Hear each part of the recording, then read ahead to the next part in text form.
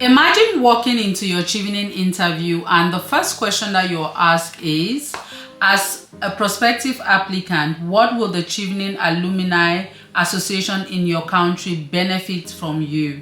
Hello guys, welcome to my Chevening interview series for 2025. If you are a prospective applicant and you've submitted your application and you are awaiting shortlisting and interview, then definitely keep watching this very video until the end. My name is Delphine Kunda and I'll be walking you through this question. This question was asked by someone on the comment sections of one of my videos, and here is how I will approach this question in 2025.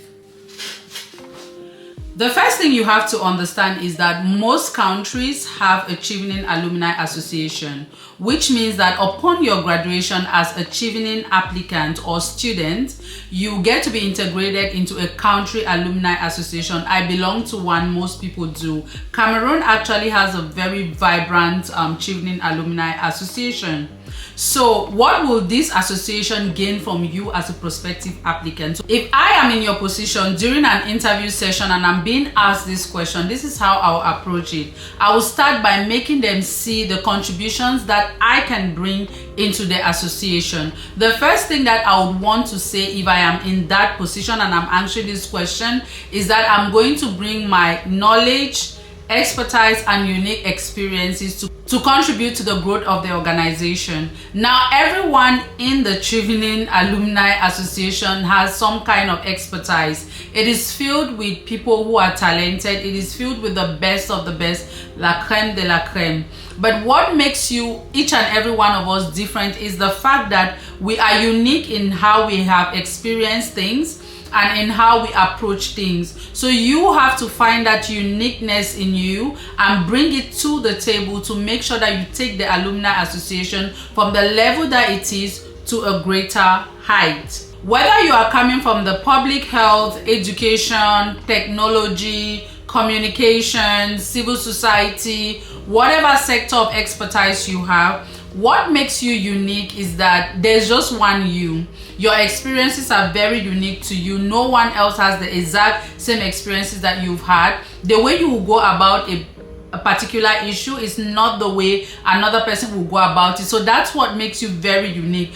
The second thing is that you will make it your duty to search for future opportunities and collaborations for the association.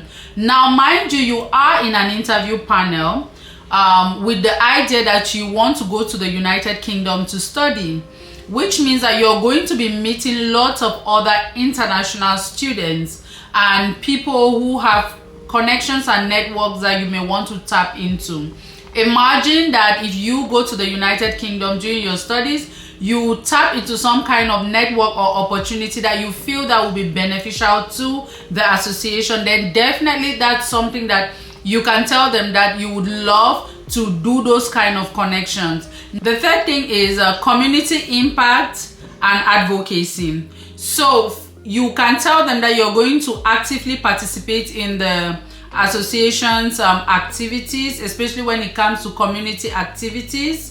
You can volunteer your time and your knowledge in community outreach programs. For instance, the Cameroon Chevening Alumni Association called CAMCHEV, we have lots of community outreach programs that we organize throughout the year in different communities, depending on the need of that community. I have been part of a couple of them, and it's very impacting. I volunteered my time, my expertise in the production of reusable sanitary pads, in teaching or raising awareness about period poverty, menstrual hygiene management with adolescent girls and young women in the community that we were doing the outreach in. But I was not the only one. Of course, you had medical doctors. That was the first time I saw how medical doctors were actually doing operations and surgeries in emergency situations,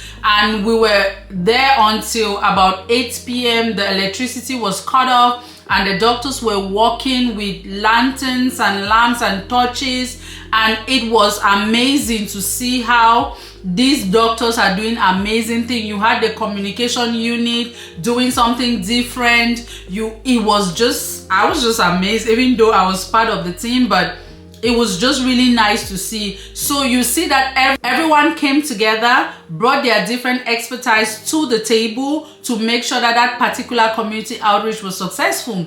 There's been so many other activities. I haven't been part of it because I'm currently not in Cameroon, but I know, because I'm in the forum, I know that it's happening. So you could say that that's one of the ways that you could contribute. Look at what kind of community activities you feel that you can contribute to, and encourage them, that you would like to encourage the association to engage in those kind of things so that you can lend your own specific expertise. Another thing under this is that you could use your platform on social media. If you are a social media person like I am doing, most of the videos on my YouTube channel, on my TikTok account, on Instagram, well, TikTok and YouTube, they are mostly about Chevening.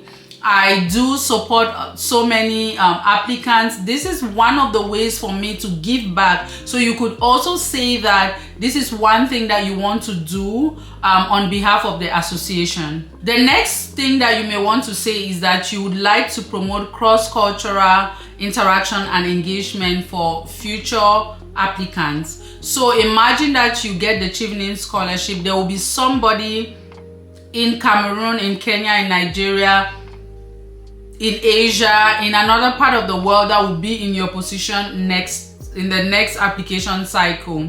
So you may want to encourage people, not just from your country during the application process, but in other countries and other regions as well, and then engage them in the application process. Maybe you want to create a WhatsApp forum, have people send you their applications, and you go through them and guide them and support them. In that way, people from Asia or Latin America get to interact with Africans, and Africans get to interact with other regions in that sense, or in Asia, you know, those kind of interactions. So in that way, when you do that, it's going to benefit the association, because the more positive engagement you do out there, the more limelight you're going to bring to yourself, and by interaction, the association, because Chevening as the bigger body, the Foreign and Commonwealth Office is going to take note, like, okay, there's this amazing